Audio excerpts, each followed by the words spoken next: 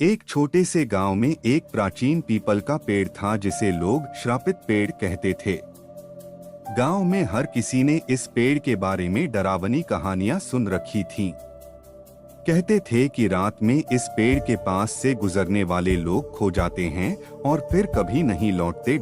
यह भी मान्यता थी कि उस पेड़ के नीचे किसी पवित्र आत्मा का श्राप था जो अब राक्षस में बदल चुकी है। गांव के बड़े बुजुर्ग भी इस पेड़ के पास जाने से मना करते थे, खासकर रात में।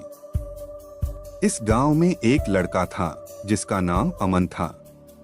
अमन एक जिज्ञासु स्वभाव का था और उसे रोमांच की कहानियां बहुत पसंद थीं।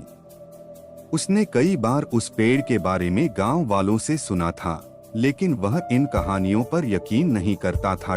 उसे लगता था कि ये सिर्फ डरावने किस्से हैं जिन्हें लोग समय के साथ बढ़ा चढ़ाकर बताते हैं। एक दिन अमन के मन में विचार आया कि वह खुद उस पेड़ के पास जाकर सच्चाई का पता लगाएगा। रात का समय था और चांदनी छिटकी हुई थी। गांव के लोग अपने अपने घरों में सो रहे थे।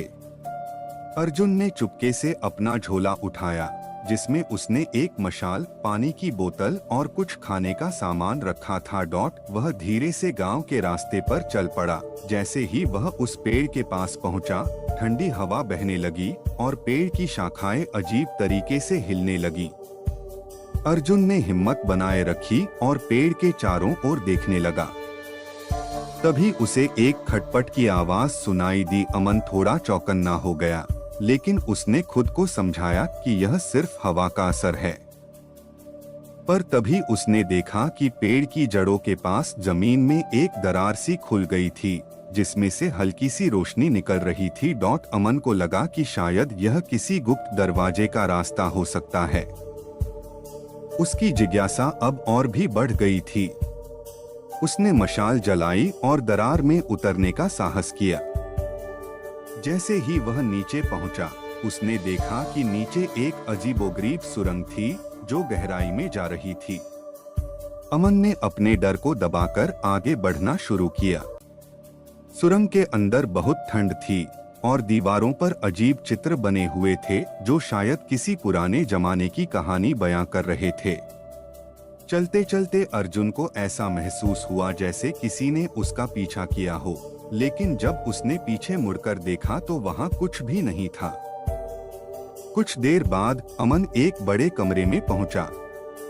उस कमरे के बीचों बीच एक विशाल पत्थर रखा हुआ था जिस पर पुराने जमाने के कुछ लिखावट करी गई थी। अमन ने उसे ध्यान से पढ़ा तो पता चला कि वह एक श्रापित आत्मा की कहानी थी।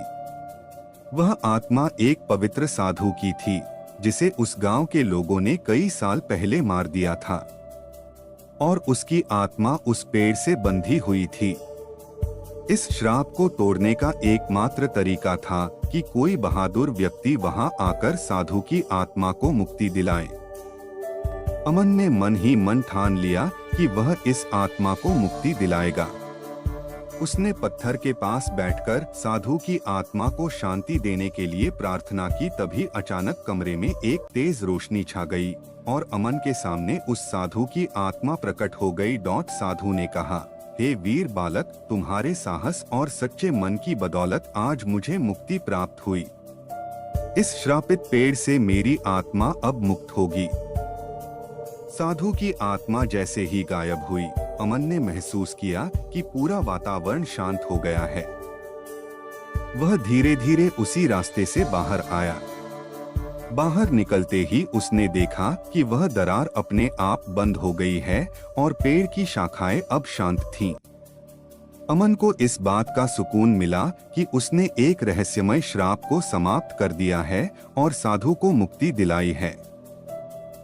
अगले दिन गांव में जब अमन ने अपनी इस रोमांचक यात्रा की कहानी सुनाई तो गांव के लोग हैरान रह गए।